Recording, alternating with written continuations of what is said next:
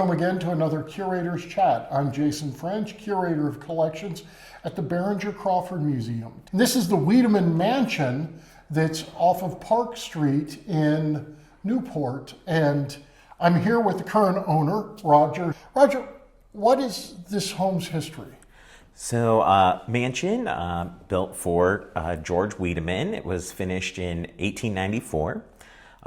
He actually passed away before moving in. So his wife, Agnes, did.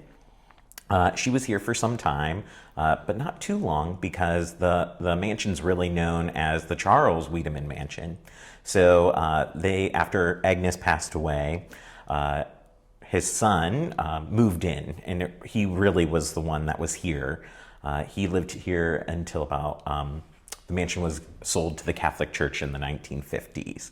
So if we're locals, we're familiar with Newport Catholic High School. It's up on the hill. The Catholic Diocese owned the mansion and built Newport Catholic on the property. So Bishop lived here, nuns, Christian brothers, and they were here until about the 80s when they sold it to a Dr. Tom Powell. So Dr. Tom Powell, his dad made him go to school to be a dentist. But on the weekends, he'd fly to Vegas, and he was a famous magician and pickpocket. So he kept the mansion, I think, from the 80s until about 2005. And that's when it was bought by Roger and Donna Weddle, and they undertook a 2-year restoration on the property. So they really brought it back to life. Throughout time, the mansion was just, upgraded or renovated every 10 years. But in that 2-year, 20 dumpster restoration, they really brought it back to life, put in some period appropriate fixtures. During that, they found original stencils under layers of wallpaper and recreated it.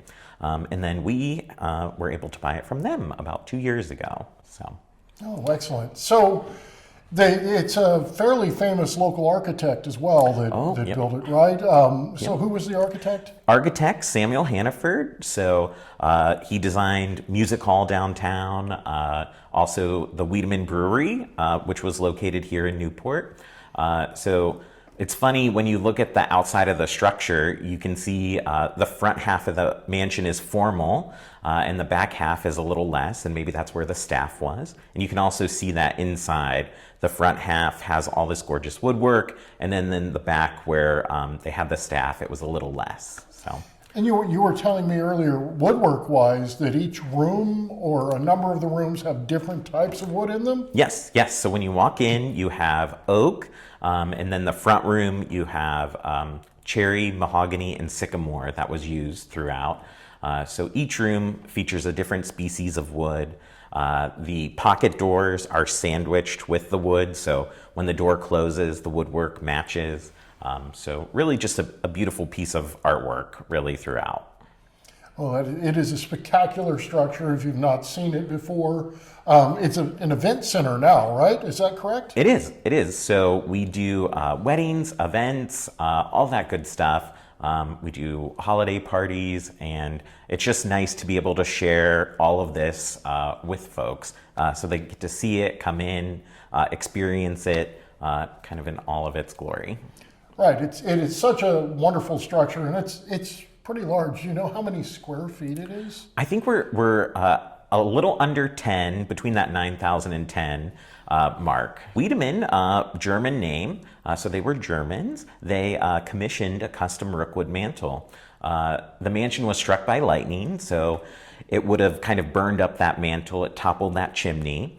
So rookwood, very popular at the time. They reached out. We have a custom mantle down there, and it's just gorgeous. It's, you're staring at a piece of pottery, a piece of artwork there. Yeah. So there's a lot of different, every room has something different to see in it.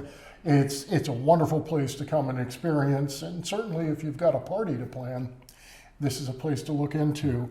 The Wiedemann family is such a interesting family in Newport history with the brewery. It ran until really the 1980s or right around that time, and it was a very important part of kind of the new Northern Kentucky tradition and beer tradition. You also see that they sponsored the Reds, and the Wiedemann beer would have been at Crosley Field and other places as well. So to come and actually be in a place where this family, had private time is a really interesting experience, and it's a beautiful home. I hope you've enjoyed this, and feel free to like and subscribe, and we'll see you in our next Curator's Chat.